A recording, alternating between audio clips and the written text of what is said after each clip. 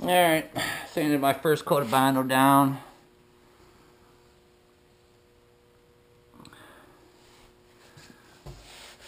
This is still high right here. Gotta do something with that.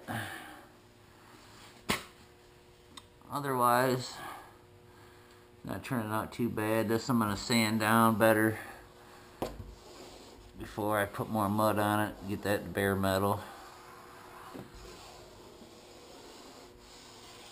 And these are spots that got little dingers in them that I gotta take care of. But anyway, that's where I'm at. Peace. I suppose show you what it looks like down here. It's not the prettiest, but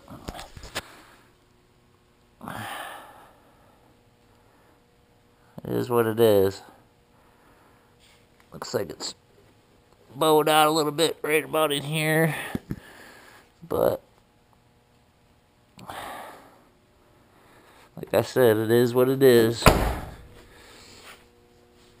Thank God it's the lower part of the truck. So hopefully some more filler and some more sanding. I'm gonna hammer that down a little bit. Try to shrink that up a little. Really haven't had that much luck with this spot right here, but anyway, that's where I'm at. That's what's going on. Peace.